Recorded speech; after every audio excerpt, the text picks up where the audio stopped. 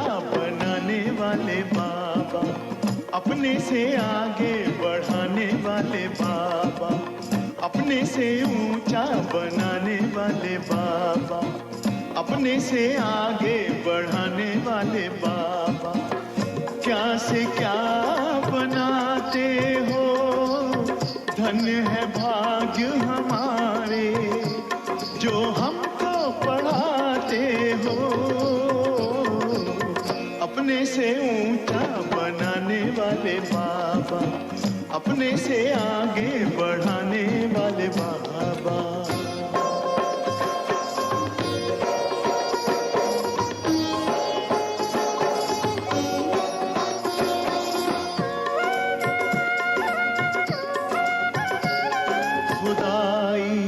खिदमतगार हैं हम, जो पाते तेरा प्यार है। सौभाग्यशाली बच्चे हम, तेरे गले का हार हैं। कभी दिल में, कभी पलकों पर, कभी दिल में, कभी पलकों पर हमको बिठाते हो, जो हमको पढ़ाते हो। अपने से ऊंचा बनाने वाले बाबा, अपने से आगे बढ़ाने वाले बाबा।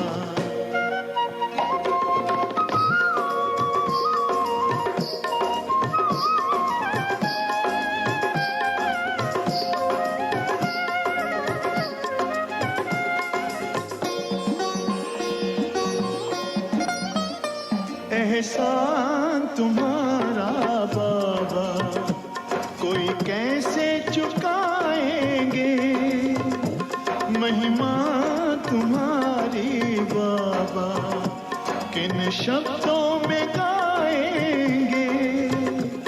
नित्य शिक्षाओं भरी मुरली सुनाते हो, जो हमको पढ़ाते हो। अपने से ऊंचा बनाने वाले बाबा, अपने से आगे बढ़ाने वाले बाबा।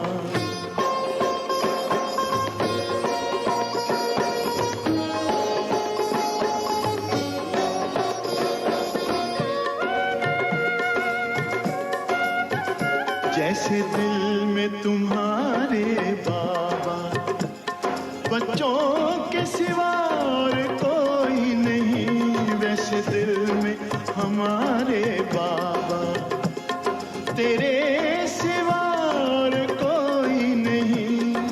ज्ञान के हीरे मोती से हमको सजाते हो, जो हमको पढ़ाते हो। अपने से ऊंचा बनाने वाले बाबा, अपने से आगे बढ़ाने वाले बाबा, अपने से ऊंचा बनाने वाले बाबा, अपने से आगे बढ़ाने वाले बाबा।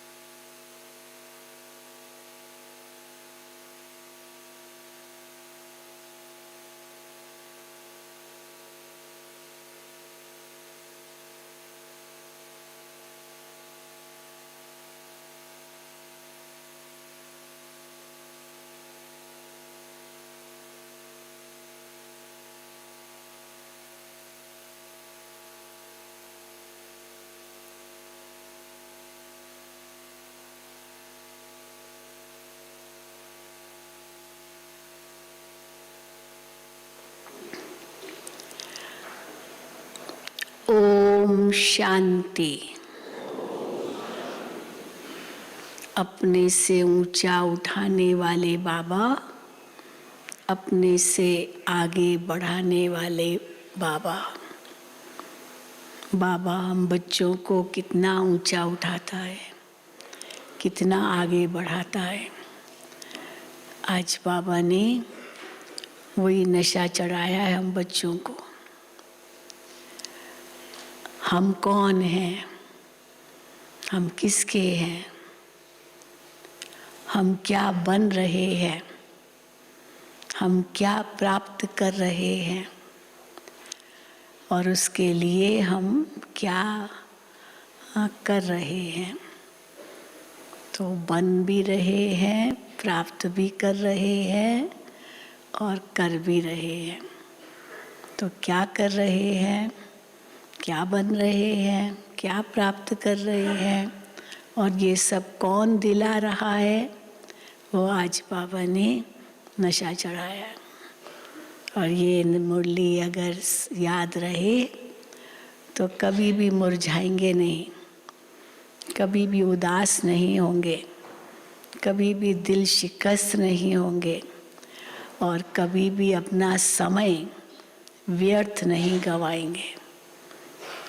अगर ये महावाक्य बाबा की सदा याद रहे तो,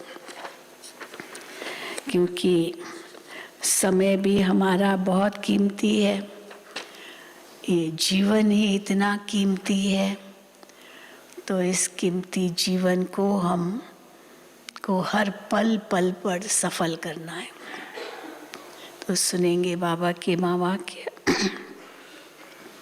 आज 19/2/2022 है। मीठे बच्चे सदा इसी नशे में रहो। नोट कर सकते हैं कितना नशा चढ़ाया बाबा ने। सदा इसी नशे में रहो कि ज्ञान सागर बाप ने ज्ञान देकर हमें स्वदर्शन चक्रधारी त्रिकालदर्शी बनाया है। तो कौन है हम? स्वदर्शन चक्रधारी त्रिकालदर्शी। हम हैं ब्रह्मा वंशी ब्राह्मण, ब्रह्मा के बच्चे ब्राह्मण। पहले ही वाक्य में नशा चढ़ा दिया। प्रश्न है, तुम बच्चे ब्राह्मण बनते ही, ब्राह्मण तो बन गए, फिर इसके बाद तुम बच्चे ब्राह्मण बनते ही पद्मा पदम भाग्यशाली बन जाते हो। कैसे? उत्तर, ब्राह्मण बनना अर्थात सेकंड में जीवन मुक्ति प्राप्त करना। ब्राह्मण बने, सेकंड में जीवन मुक्ति का अधिकार मिल गया। बाप का बच्चा बना और वर्षे का अधिकार मिला। तो जीवन मुक्ति क्या है हमारे लिए? बाबा कहते हैं तो जीवन मुक्ति तुम्हारा हक है। इसलिए तुम पद्मा पदम भाग्यशाली हो। बाकी दुनिया वाले उनको तो नहीं कहेंगे ना पद्मा पदम भाग्यशाली। बाबा कहते हैं बाकी इस मृत्यु लोक में तो कोई सौभाग्यशाली भी नहीं। जैसे स्त्री शादी करती है, कन्या शादी करती है तो शादी के बाद उसको कहेंगे सौभाग्यवती, पर क्या सौभाग्य मिलता है बेचारी को? हाँ, तो इसीलिए कोई सौभाग्यशाली भी नहीं है, भाग्यशाली भी नहीं। तो इसलिए बाबा कहते हैं बाकी इस मृत्यु लोक में तो कोई सौभाग्यशाली भी नहीं। क्यों नहीं है सौभाग्यशाली? अकाले मृत्यु होता रहता है। इतना धन, इतनी संपत्ति, इतना नाम मान शान प्रॉपर्टी एक सेकंड में खत्म, यंग एज में भी। तो अकाले मृत्यु होती रहती है, तो कहाँ गए भाग्य? अकाली मृत्यु होता रहता है। तुम बच्चे अभी काल पर जीत पाते हो, ये भी नशा है। तुम काल पर जीत पाते हो। तुम्हें त्रिकालदर्शी पने का भी ज्ञान है। शिव बाबा 21 जन्मों के लिए तुम्हारी झोली भर रहे हैं, ये भी नशा है। 21 जन्मों के लिए झोली भर रहे हैं। दूसरे तो सब झोली खाली जाएंगे और हम 21 जन्मों के लिए भर रहे हैं। ओम शांति। बच्चे समझते हैं कि हम कांटों से फूल बन रहे हैं, ये भी नशा है। हम कांटों से फूल बन रहे हैं, अर्थात मनुष्य से देवता बन रहे हैं। बच्चे जानते हैं ये कांटों का जंगल है, अब फिर फूलों के बगीचे में जाना है, ये भी नशा है। ये दिल्ली भी कोई समय परिस्तान थी। तुम बच्चे राज्य करते थे इस परिस्तान में। कब? जब तुम देवता थे तो इस परिस्तान में राज्य करते थे। फिर हाँ, वैसे तो सभी राज्य नहीं करेंगे, राजा रानी राज्य करेंगे। फिर कोई राजा महाराजा के रूप में, कोई प्रजा के रूप में, सब अधिकारी तो थे ही ना। ये तो सब जानते हैं कि बरोबर अब सृष्टि कब्रिस्तान होनी है। उन पर तुम परिस्तान बनाएंगे, ये भी नशा है।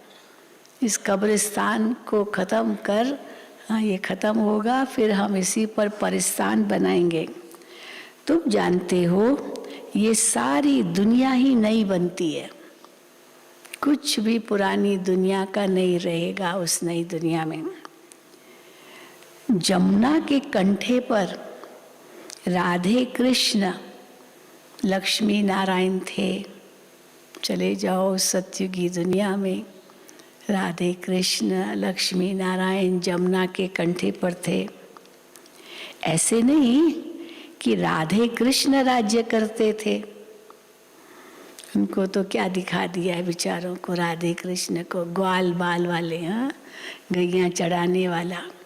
तो इसीलिए कहाँ वो वर्ल्ड प्रिंस और वो वर्ल्ड प्रिंसेस ही कहेंगे राधे को, और कहाँ गाय चढ़ाने वाले बना दिया, ग्वाल बाल बना दिया।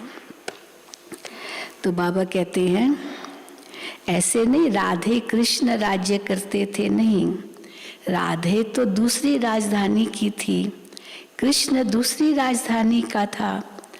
दोनों का फिर स्वयंवर हुआ।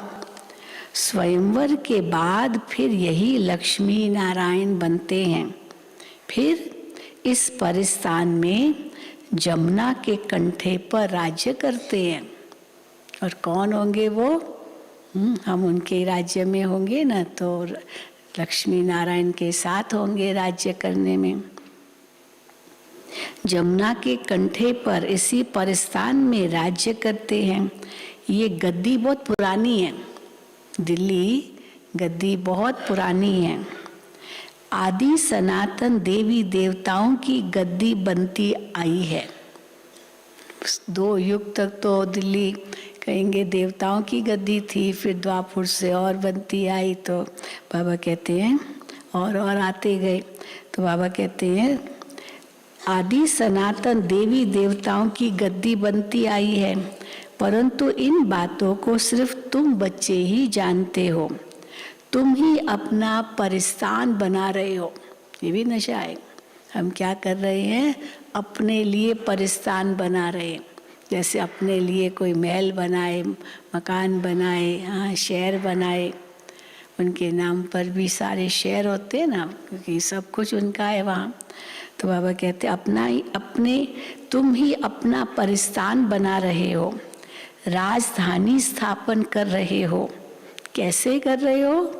योग बल से, बाहुबल से नहीं, हथियारों के बल से नहीं, कोई लड़ झगड़ के नहीं लेते, योग बल से। देवी देवताओं की राजधानी लड़ाई से नहीं स्थापन हुई थी। तुम यहाँ सीखने आए हो राजयोग बल, राजयोग नहीं, केवल राजयोग बल सीखने आए हो, जो 5000 वर्ष पहले सीखे थे। तुम कहेंगे हाँ बाबा, हाँ बाबा बच्चों को कहते तुम यहाँ आए हो राजयोग बल सीखने, जो तुम 5000 वर्ष पहले सीखे थे। तो फिर हम बच्चे क्या कहते हैं? तुम कहेंगे हाँ बाबा, कल्प पहले भी आज ही के दिन इसी समय हम बाबा से पढ़ना सीखे थे। आज के ही दिन इसी समय हम बाबा से पढ़ना सीखे थे। यहाँ तो सिर्फ बच्चे ही आते हैं, मधुबन में तो केवल बच्चे ही आते हैं। बच्चों के बिना बाप और कोई से बात कर न सके। चलो कोई आए भी तो पहचानेंगे तो नहीं ना, तो बाबा कहते हैं बच्चों के बिना बाप और कोई से बात कर न सके। बाप कहते हैं मैं बच्चों को ही सिखलाता हूँ। तो तुमको कितना नशा होना चाहिए। कितनी पॉइंट्स आ गई अभी से, यहाँ शुरू से अंत अभी तक नशे की। तुमको कितना नशा होना चाहिए। ज्ञान का सागर बाप है, उनको ही ज्ञान ज्ञानेश्वर भी कहते हैं। इसका अर्थ है, ज्ञान ज्ञानेश्वर का अर्थ क्या है? ईश्वर जो ज्ञान का सागर है। ईश्वर जो ज्ञान का सागर है, वो ज्ञान ज्ञानेश्वर है। वो इस समय तुमको ज्ञान देते हैं। कौन सा ज्ञान? सृष्टि के आदि मध्य अंत का ज्ञान। तुम बच्चे स्वदर्शन चक्रधारी, तुम बच्चे स्वदर्शन चक्रधारी बनते हो। तुम ब्रह्मा वंशी हो। विष्णु वंशी तो राज्य करेंगे, अभी तुम राज्य नहीं कर रहे हो, अभी तुम ब्रह्मा वंशी हो। फिर भविष्य में विष्णु वंशी बनकर राज्य करेंगे। तुम ब्रह्मा वंशी हो। विष्णु वंशी जो राज्य करेंगे उनकी डिग्री बाबा कहते तुम्हारे से कम हो जाएगी। वो स्वदर्शन चक्रधारी त्रिकालदर्शी नहीं है। तो ये दो टाइटल तो उनको है नहीं जो हमको है। तुम ब्रह्मा वंशी हो, सो फिर देवता बनेंगे। हम सो सूर्यवंशी थे, फिर चंद्रवंशी में गए, फिर वैश्यवंशी, फिर शूद्रवंशी बने। अब फिर से हम ब्राह्मण वंशी बने।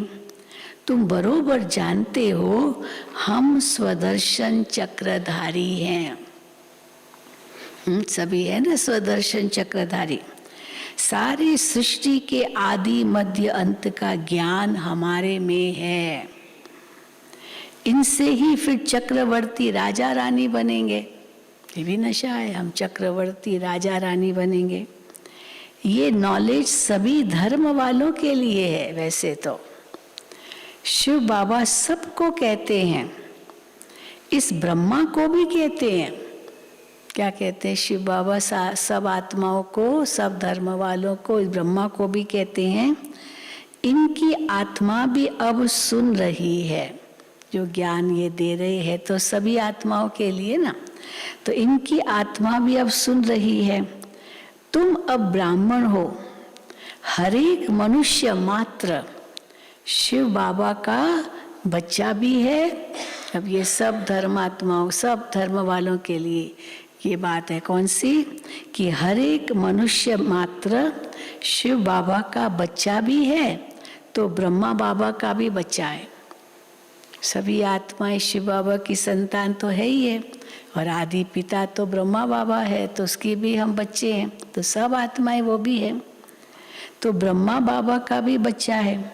ब्रह्मा है ग्रेट ग्रेट ग्रैंडफादर, आदि पिता सबका।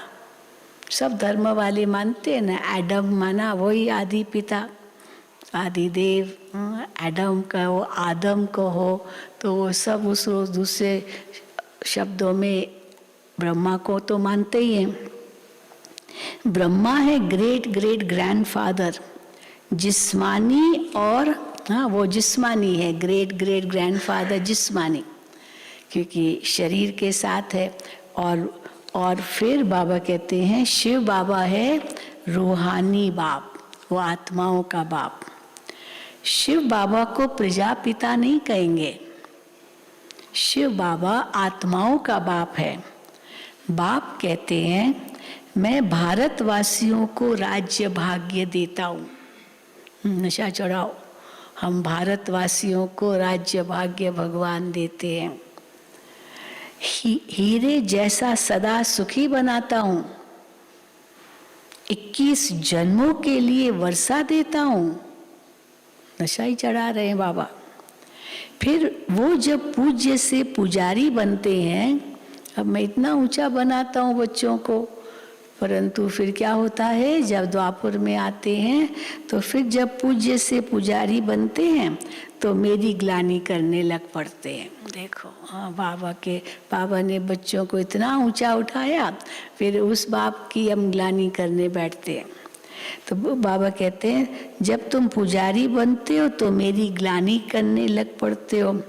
तो बाप कहते हैं कितना ऊंचा मैं तुम्हारा बाप हूँ, मैं ही भारत को हेवन पैराडाइज बनाता हूँ, तुम फिर सर्वव्यापी कहकर ग्लानि करते हो। 5000 वर्ष पहले भारत स्वर्ग था, कल की ही तो बात है। तुम ही राज्य करते थे, सोझरा था, बहुत रोशनी थी, आज अंधियारा है। परंतु समझते हैं है अंधियारे में, परंतु क्या समझते हैं मनुष्य कि यही स्वर्ग है। एकदम अज्ञान के अंधकार में घूम रहे हैं, पर इसी को स्वर्ग समझ बैठे हैं। अब स्वर्ग तो कल की बात थी, कल ही तो थे स्वर्ग में, तुम ही राज्य करते थे, सोझरा था, अभी अंधियारा है, परंतु समझते हैं यही स्वर्ग है। भारतवासी गाते हैं नई दुनिया में नया भारत राम राज्य है। अब बाबा कहते हैं राम राज्य केवल त्रेता युग नहीं है, सतयुग त्रेता दोनों ही राम राज्य है, क्योंकि राम परमात्मा द्वारा स्थापित हुआ है। तो बाबा कहते हैं भारतवासी गाते हैं नई दुनिया में नया भारत राम राज्य हो। मनुष्य फिर इसको ही नया समझ रहे हैं, जो राज्य मिला, स्वतंत्रता मिली, इसी को ही राम राज्य समझ लेते हैं। ये तो ड्रामा है।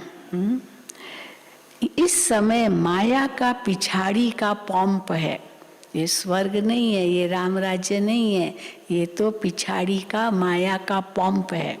हाँ, शो है, बहुत भभका है। अब रावण राज्य मुर्दाबाद और राम राज्य जिंदाबाद होना है। राम राज्य कोई राम सीता के राज्य को ही नहीं कहा जाता है, सूर्यवंशी को ही राम राज्य कहा जाता है। तुम आए हो सूर्यवंशी राजा रानी बनने के लिए, ये राजयोग है। ये नॉलेज कोई ब्रह्मा या कृष्ण नहीं पढ़ाते हैं, ये तो परम पिता परमात्मा ही पढ़ाते हैं। पतित पावन वो बाप है, सारे विश्व को हेवन बनाने वाला, सुख शांति देने वाला है। ये भारत पहले सुख धाम था, आते तो सब शांति धाम से ही है, जैसे नहीं कहीं और से आएंगे, एक दूसरे ग्रह से आएंगे इस धरती पर, सब शांति धाम से ही आत्माएं आती है। अहम आत्मा पहले शांति धाम में रहने वाली है। आत्मा सो परमात्मा नहीं है। अहम आत्मा सूर्यवंशी थी, फिर क्षत्रिय वंशी, फिर वैश्य वंशी, फिर शूद्र वंशी बनी, अब फिर ब्राह्मण वंश में आए हैं। ये चक्र अर्थात बाजोली का खेल है। हाँ, गोल घूमते ना, तो तीर्थों पर पहले जाते थे, बाजोली खेलते जाते थे, सिर से पैर, फिर पैर से सिर, फिर सिर से पैर, ऐसे बाजोली खेल के जाते थे। तो बाबा कहते ये चक्र अर्थात बाजोली का खेल है। पहले पहले है चोटी ब्राह्मण, फिर क्षत्रिय, टोटल तो 84 जन्म भोगने पड़ते हैं। ब्राह्मण, देवता, क्षत्रिय, वैश्य, शूद्र, टोटल 84 जन्म। बच्चे इसमें मूंझने की तो कोई बात ही नहीं है। सेकंड में जीवन मुक्ति। बाप का बच्चा बना और वर्षे का लायक हो गया, माँ के गर्भ से निकला और वर्षा लिया। कईयों को देखते हैं बच्चा पैदा ही हुआ है, अभी नामकरण मुश्किल से हुआ और उसके नाम पर बैंक में अकाउंट खोल देते, 1 लाख रुपया डाल दिया बच्चे के नाम पर, अब पैदा ही हुआ है तो जन्म से ही जैसे लखपति बन गया। पुरुषार्थ क्या किया? कुछ भी नहीं, पूर्व जन्म की तो प्रारब्ध है। तो बाबा कहते हैं माँ के गर्भ से निकला और वर्षा लिया। ये भी सेकंड की बात है। जनक को सेकंड में जीवन मुक्ति मिली ना। तुम भी ईश्वर के बने तो जीवन मुक्ति तुम्हारा हक है। तुम अमर लोक के मालिक बनते हो, ये है मृत्यु लोक। तुमसे सौभाग्यशाली और कोई भी है नहीं, कोई भी नहीं, कोई नहीं है सौभाग्यशाली। यहाँ तो अकाले मृत्यु हो जाता है तो क्या सौभाग्यशाली, हमेशा मृत्यु का तो डर ही रहता है। बीमारियाँ भी कितनी है, कभी भी जाए यहाँ डर तो रहता है। कितना भी करोड़पति हो, धन भी किस काम का, मरना तो है ही है। तो बाबा कहते यहाँ तो अकाले मृत्यु हो जाता है। अब तुम काल पर विजय पाते हो। बाप कालों का काल है तो उस बाप से तुमको कितना वर्षा मिलता है। तुम्हें सभी धर्मों को भी जानना चाहिए, क्योंकि बाबा तो सब धर्मों का बीज है ना। तो बाबा कहते हैं तुमको सभी धर्मों को भी जानना चाहिए, इसलिए ये चित्र बनाए हैं।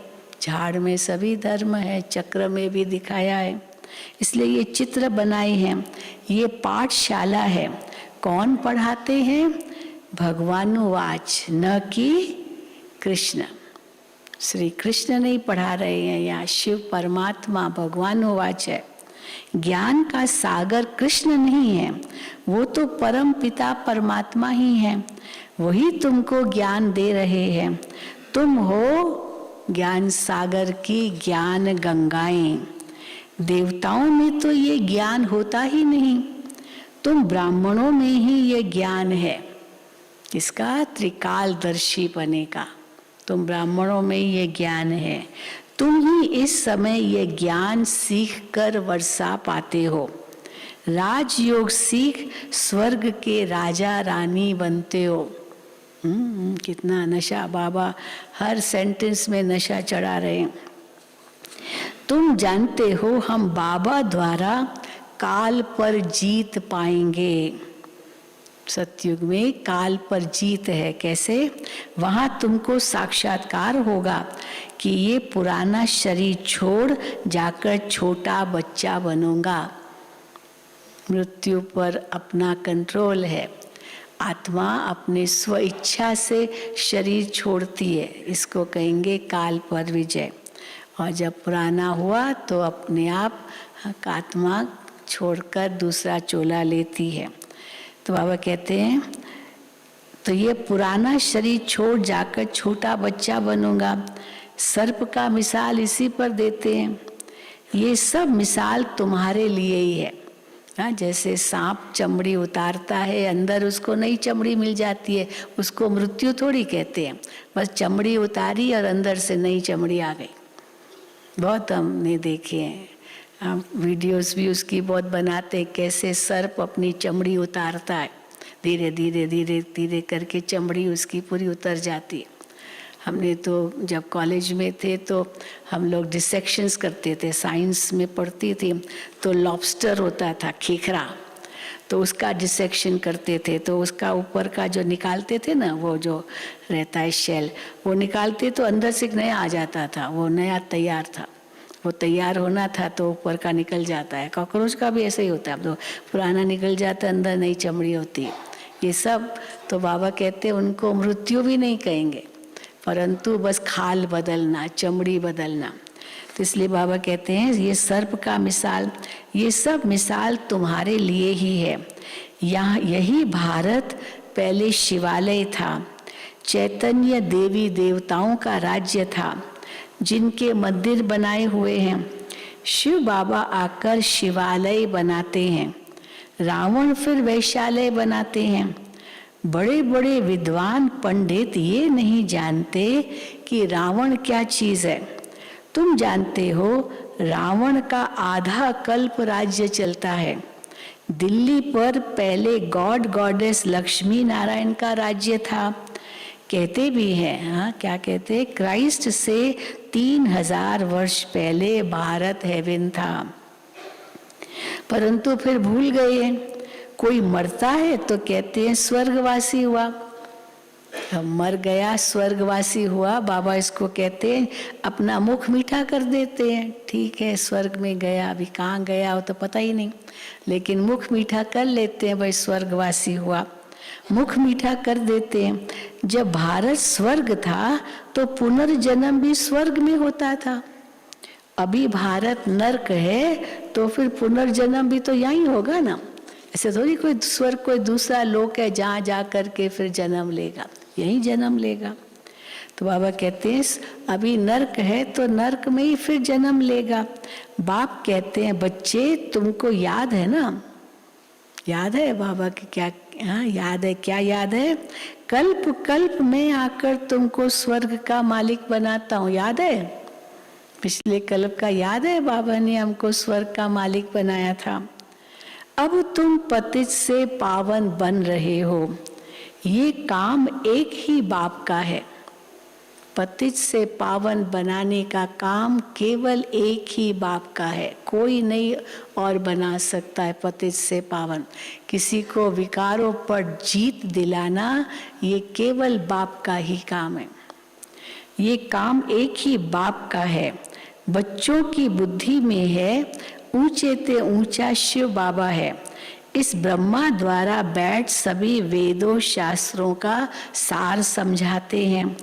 भक्ति मार्ग में तो मनुष्य खर्चा करते करते कौड़ी मिसल बन गए हैं। कितना खर्चा किया भक्ति मार्ग में, कौड़ी मिसल बन गए हैं। तो बाप कहते हैं मैंने तुम बच्चों को हीरे जवाहरातों के महल बना कर दिए, फिर तो तुमको नीचे उतरना ही था, कला कमती होनी ही थी। उस समय कोई ऊपर चढ़ न सके। अब सतयुग में महल तो मिल गए, 16 कला संपूर्ण बन गए, पावन बने, सब कुछ था स्वर्ग में, लेकिन फिर बाबा कहते नीचे तो उतरना ही है। तो उस समय कोई ऊपर चढ़ न सके। ऐसे नहीं कि फिर ऊपर चढ़ जाए दूसरे जन्म में, उससे ऊपर चढ़ जाए पहले जन्म से, नहीं, दूसरा जन्म पहले जन्म से कम ही होगा। तो बाबा कहते हैं तो ऐसे नहीं कि ऊपर चढ़ जाए। क्यों नहीं चढ़ सकता, क्यों ऊपर नहीं चढ़ सकता? क्योंकि गिरती कला का समय है, अभी ही केवल चढ़ती कला का समय है। फिर तो सतयुग में जैसे पहुंचेंगे फिर तो गिरती कला ही है। तो बाबा कहते हैं क्योंकि है ही गिरती कला का समय, इस समय तुम सबसे ऊंच ईश्वरीय औलाद हो। केवल यही समय है संगम का, चढ़ती कला का। और चढ़ती कला तेरे बाणे सर्व का भला, सारी दुनिया बदल जाती है, स्वर्ग बन जाती है हम चढ़ते हैं तो बाबा कहते हैं इस समय तुम सबसे ऊंच ईश्वरीय औलाद हो। फिर देवता, फिर क्षत्रिय, वैश्य, शूद्र बनना ही है। कितना भी कोई दान पुण्य करे, अब शूद्र में आए कलयुग में सब शूद्र, फिर बोले कितना भी दान पुण्य करे परंतु फिर भी वैश्य थोड़ी कहलाएगा, द्वापर थोड़ी वापस आएगा। कलयुग तो और ही बिगड़ता ही जा रहा है। कितना भी कोई दान पुण्य करे, भक्ति मार्ग में खर्चा करे, पर करते करते कला उतरनी ही है। बाबा भी बच्चों से पूछते हैं मैंने तुमको इतना साहूकार बनाया, तुमने सारा धन कहाँ किया? हाँ, तो देखो बच्चे क्या जवाब के देते हैं। बच्चे कहते हैं बाबा आपके ही तो मंदिर बनाए। पिता कहेगा बेटा मैंने तुमको इतना धन दिया, तुमने क्या किया? पिताजी हमने आपके लिए तो ये मकान बनवाया, पिता ने दिया तो आपके लिए ही है, तो आपके ही तो मंदिर बनाए। अब फिर शिव भोलानाथ बाबा हमारी 21 जन्मों के लिए झोली भर रहे हैं। बाबा कहते हैं, हाँ कितना निर्माण हो करके बाबा कहते हैं, I am your obedient servant, मैं तुम बच्चों का आज्ञाकारी सर्वेंट हूँ। मोस्ट ओबीडियंट फादर, सर्वेंट कोई सोचे बाबा ऐसे क्यों कहते हैं, लेकिन साथ में फिर बाबा फादर भी कहते हैं। बहुत आज्ञाकारी पिता, obedient, most obedient father, most obedient teacher हूँ। पारलौकिक फादर, पारलौकिक टीचर और फिर परलोक में रहने वाला मोस्ट ओबीडियंट सतगुरु भी हूँ, मोस्ट ओबीडियंट सतगुरु भी हूँ। तुमको साथ ले जाऊंगा और कोई गुरु तुमको साथ नहीं ले जाएगा। बाबा ने शुरू से ही कहा बच्चे हाँ साथ ही चलेंगे, परंतु जब बाबा कहते थे ना बच्चे साथ चलेंगे, तो कई बच्चे समझते थे हम शरीर ही नहीं छोड़ेंगे, सब एक साथ ही चलेंगे परम धाम वापस। इतनी सेवाएं होगी, ये होगा वो होगा, तो उस समय तो सोचा ही नहीं होगा। हाँ अगली दिवाली नहीं आएगी ये सोच लिया, बस हम साथ ही चलेंगे वापस, ऐसे ही स्वर्ग आ जाएगा। लेकिन देखो हाँ साथ चलेंगे, माना कब साथ चलेंगे, अंत में साथ चलेंगे। इसलिए ब्रह्मा बाबा भी रुका हुआ है वतन में, क्योंकि साथ ही जाना है ना, साथ ही तो परम धाम का गेट खोलना है, फिर स्वर्ग का गेट खोलना है। तो बाबा कहते हैं तुमको साथ ले जाऊंगा और कोई गुरु तुमको साथ नहीं ले जाएगा। अब इसमें डरने की बात नहीं है कोई। अब साथ ले जाऊंगा माना शरीर तो छोड़ना पड़ेगा यहाँ, तो कोई शरीर छोड़ने से डरे, तो बाबा कहते डरने की तो बात ही नहीं है, इसमें डरने की तो कोई बात ही नहीं है। अब तुम बच्चों को ज्ञान का तीसरा नेत्र मिला है, इन नेत्रों से इस बाबा को देखते हो, ब्रह्मा बाबा को देखते हो इन नेत्रों से। शिव बाबा को तो बुद्धि के नेत्र से जाना जाता है, वर्षा तो शिव बाबा से मिलता है, इस ब्रह्मा को भी वर्षा शिव बाबा से मिल रहा है। ऊंचे ते ऊंचा है शिव बाबा, फिर ब्रह्मा विष्णु शंकर, फिर ब्रह्मा सरस्वती, फिर लक्ष्मी नारायण। बस ब्रह्मा सरस्वती का भी ओहदा लक्ष्मी नारायण से ऊंचा है ना, क्योंकि स्थापना करते हैं।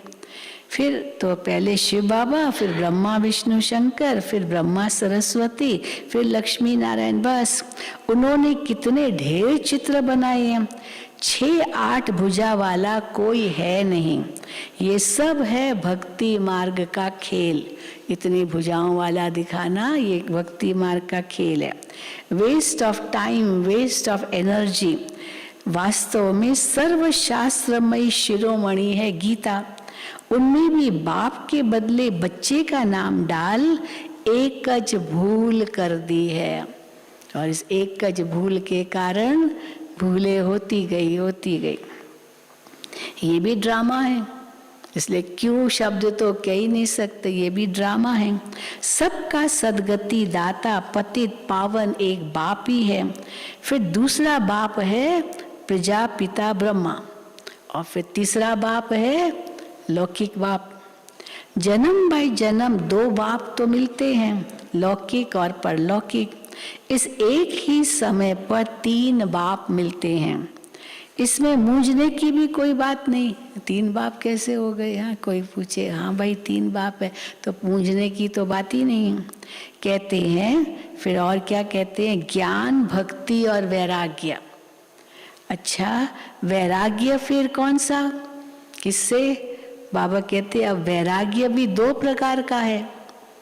तो हम बच्चों का कौन सा वैराग्य है? वो सन्यासी जो करते उनका हद का वैराग्य, और बाबा कहते तुम्हारा बेहद का वैराग्य। अब वैराग्य भी 2 प्रकार का है, एक है हद का, दूसरा है बेहद का। सन्यासी तो घर बार छोड़ जंगल में चले जाते हैं, वो हुआ हद का वैराग्य। यहाँ तो तुम पुरानी दुनिया को ही बुद्धि से छोड़ते हो, ये है बेहद का वैराग्य। हाँ पुरानी दुनिया को ही भूलते हो, वो है हठ योग। ये है राजयोग। हठ योगी कभी भी राजयोग सिखला नहीं सकते। बहुत अच्छी अच्छी बातें समझने की है। तुम बच्चे ही इस समय कांटों से फूल बनते हो।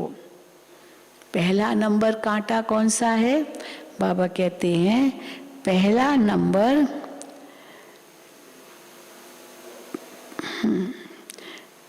नंबर कांटा है देह का अभिमान।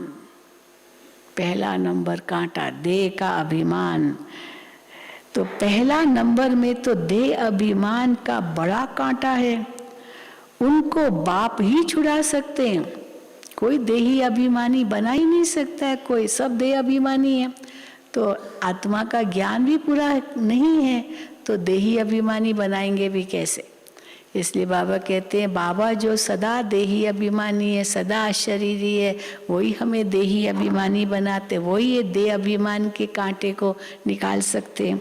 तो पहले नंबर में तो देह अभिमान का बड़ा कांटा है, उनको बाप ही छुड़ा सकते हैं और कोई की ताकत ही नहीं है, क्योंकि सारी दुनिया देह अभिमानी है। अब जो देह अभिमानी है वो देही अभिमानी नहीं बना सकता है। जो देही अभिमानी होगा वही दूसरों को देही अभिमानी बनाएगा। इसलिए बाबा कहते और कोई की ताकत नहीं है। अच्छा, मीठे मीठे सिक्के लदे बच्चों प्रति माता पिता बाप दादा का याद प्यार और गुड मॉर्निंग। रूहानी बाप की रूहानी बच्चों को नमस्ते।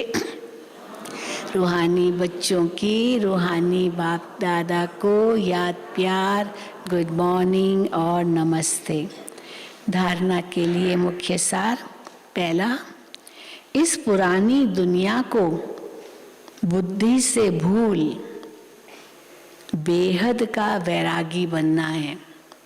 पूरी दुनिया को ही भूलना है, बेहद का वैरागी बनना है। देह अभिमान के भूत को निकाल देना है। दूसरा, बाप समान ओबीडियंट बन, आज्ञाकारी बन, सेवा करनी है। आप समान बनाना है, किसी भी बात में मूंझना नहीं है। वरदान, परमात्म प्यार के आधार पर दुख की दुनिया को भूलने वाले सुख शांति संपन्न भव। परमात्म प्यार के आधार पर दुख की दुनिया को भूलने वाले सुख शांति संपन्न भव। परमात्म प्यार क्या है? परमात्म प्यार ऐसा सुखदायी है। कितना सुख मिलता है परमात्मा के प्यार से। ऐसा सुखदायी है जो उसमें यदि खो जाओ तो ये दुख की दुनिया भूल जाएगी। इस जीवन में जो चाहिए वो सर्व कामनाएं पूर्ण कर देना, यही तो परमात्म प्यार की निशानी है। सब मनोकामनाएं पूर्ण कर देना, यही तो परमात्म प्यार की निशानी है। बाप सुख शांति क्या देता? हाँ, केवल सुख शांति देता नहीं, सुख शांति क्या देता, लेकिन उसका भंडार बना देता है। भंडार बना देता है सुख शांति का। बांटो, जितना चाहिए बांटो, भंडार बन जाओ सुख शांति के। उसका भंडार बना देता है। जैसे बाप सुख का सागर है, नदी तालाब नहीं है, सागर है सुख का। ऐसे बच्चों को भी सुख के भंडार का मालिक बना देता है। इसलिए अब सुख के भंडार के मालिक बन गए तो इसलिए मांगने की आवश्यकता ही नहीं। भंडारा भरपूर है हमारे पास सुख शांति का, इसलिए मांगने की आवश्यकता ही नहीं। सिर्फ क्या करना है? मांगने की आवश्यकता नहीं है, भंडारा है भरपूर। सिर्फ क्या करो? मिले हुए खजाने को विधि पूर्वक समय प्रति समय कार्य में लगाओ। कार्य में लगाओ उस भंडार को, तो आपका भंडार सदा ही भरपूर रहेगा सुख शांति का। स्लोगन, अपनी सर्व जिम्मेवारियों का बोझ बाप हवाले कर डबल लाइट बनो। अपनी सर्व जिम्मेवारियों का बोझ बाप हवाले कर डबल लाइट बनो। अभी मम्मा की एक छोटी सी मुरली है, सुनेंगे वो भी। मातेश्वरी जी के अनमोल महावाक्य। निराकार परमात्मा की अपनी साकार ब्रह्मा तन में प्रवेश होने की विचित्र तरकीब, हाँ तरीका, युक्ति, कैसे शिव बाबा ब्रह्मा तन में आते हैं तो निराकार परमात्मा की अपनी साकार ब्रह्मा तन में प्रवेश होने की विचित्र तरकीब यानी तरीका, युक्ति। देखो परमात्मा ने ये अपनी तरकीब रची है। क्या तरकीब रची है? अर्थात अपना साकार तन मुकर्रर किया है जिस प्रकृति का आधार ले आता है। नहीं तो हम साकार मनुष्य आत्माएं निराकार की गोद में कैसे बैठेंगे? हाँ, कैसे बैठ सकेंगे? निराकार की गोद में कैसे बैठेंगे? गोद तो साकार चाहिए ना, तो निराकार की गोद में कैसे बैठेंगे? इसलिए परमात्मा कहते हैं साकार रूप में आए तुम मेरी गोद लो। इसमें कुछ देने की बात नहीं है। अब शिव बाबा ब्रह्मा तन में आते हैं, हम ब्रह्मा बाबा की जैसे गोद में गए तो बाबा कहते हैं इसमें कुछ देने की बात नहीं है। सिर्फ 5 विकार जिन्होंने तुमको दुखी अशांत बनाया है उन्हों का संन्यास कर और मुझ परमात्मा को निरंतर याद करो। ये मम्मा हाँ कह रहे हैं, बाबा ये कहता है मनसा वाचा कर्मणा मेरे डायरेक्शन पर चलो तो मैं तेरे पापों को दग्ध करूंगा और परम धाम में ले चलूंगा। ये है परमात्मा की हम आत्माओं से प्रतिज्ञा। पहले वायदा लेते हैं कि ये करो, फिर बाबा प्रतिज्ञा करते हैं। हम भी प्रतिज्ञा करते हैं, वायदा करते हैं, फिर बाबा भी प्रतिज्ञा करते हैं। हम क्या प्रतिज्ञा करते हैं? मनसा वाचा कर्मणा मेरे डायरेक्शन पर चलो, ये बाबा कहते हैं। तो हम बाबा को ये प्रतिज्ञा करते हैं तो मेरे तो तेरे पापों को दग्ध करूंगा, फिर ये बाबा की प्रतिज्ञा है, और परम धाम में ले चलूंगा। ये है परमात्मा की हम आत्माओं से प्रतिज्ञा। अब उनके फरमान को फॉलो करना है। सिर्फ माँ बाप कहने मात्र ही नहीं चाहिए। हाँ बाबा आप हमारे माता पिता हो, बस इतना ही नहीं कह के खुश हो जाओ या बाबा को खुश करो, लेकिन जो बाबा कहते हैं उस पर चलो। तो मम्मा कहती है अब उनके फरमान को फॉलो करना है। सिर्फ माँ बाप कहने मात्र ही नहीं चाहिए, परंतु उनका संपूर्ण हो जाने से संपूर्ण प्राप्ति होती है।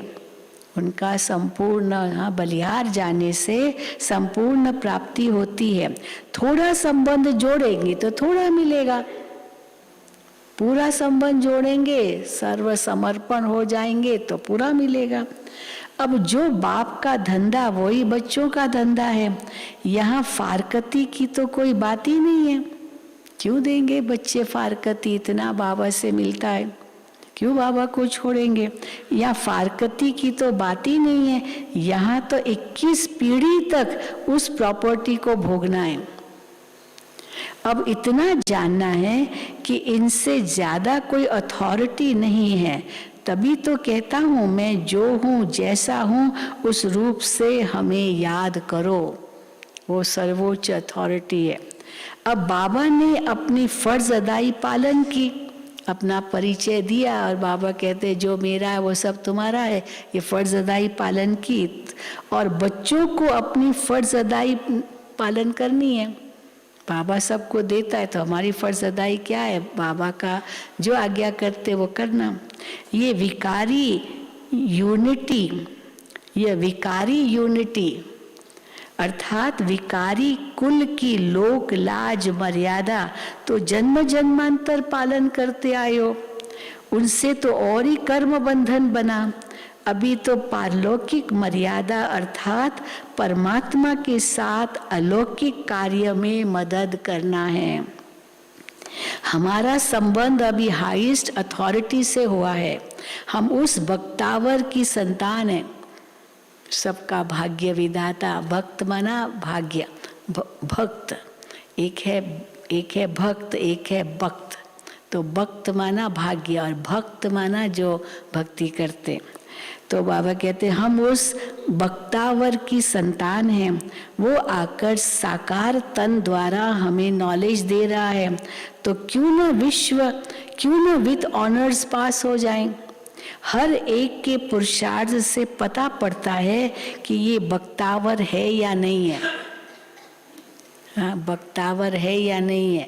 फिर अगर पूरा भक्त बना नहीं बाबा से लेंगे भाग्य, तो फिर क्या कहेंगे बाबा? फिर दूसरा शब्द कहते कम भक्त। हाँ, ऐसे कहते ना। तो भक्त नहीं है माना भाग्य नहीं है, कम है। तो बाबा कहते ये भक्तावर है या नहीं, हर एक के पुरुषार्थ से पता चलता है। अगर कोई परमात्मा की गोद लेकर दांव लगावे, परमात्मा की गोद भी लिया, दांव लगावे कि हम उनके बच्चे वारिस हैं, फिर जाए फारकती दे देवे। बच्चा कहलाया, वारिस कहलाया, वर्षे का हकदार बना, फिर बाबा को छोड़ देवे मान लो, फिर फारकती दे देवे। तो ऐसे बच्चे को मम्मा ने टाइटल दिया है, ऐसे बच्चे को भस्मासुर कहेंगे। भस्मासुर ने क्या किया? अपने को ही भस्म किया। उसने वरदान लिया कि मैं जिसके सिर पर हाथ रखूं वो भस्म हो जाए, लेकिन वो भूल गया कि ये उस पर भी लागू होता है ना। तो विष्णु से तो ये ले लिया उसने वरदान कि जिस पर हाथ रखो वो भस्म हो जाए।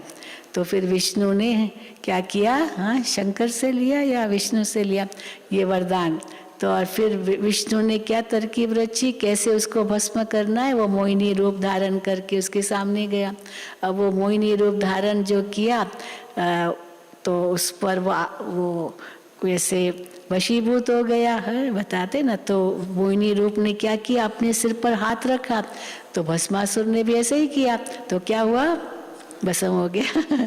हाँ, तो कई कहते ना, कई बताते वो फलाना मेरे को कहता था मैं देखता हूँ तुम ये कैसे करते हो। हाँ, मैं देखता हूँ। तो देखता हूँ तो क्या कहा? वो खुद ही चला गया। तो इसीलिए बाबा कहते वो भस्मासुर बन जाते अभिमानवश। तो ऐसे बच्चों को भस्मासुर कहेंगे ना। तो चढ़े तो ऊंच पद, गिरे तो भस्मासुर हो पड़ते हैं। अब ये याद रखना किसके साथ हमारा संबंध है। जिस संबंध में आने के लिए खुद देवताएं भी इच्छा करते हैं, उनके साथ हमारा संबंध है। अच्छा, हाँ, ओम शांति, ओम शांति। मम्मा की मुरली भी कितनी मीठी प्यारी होती है। जैसे लगता था मम्मा की मुरली सुनते जाओ, जैसे मम्मा लोरी सुना रहे। इतना प्यार मिलता था मम्मा से। अच्छा।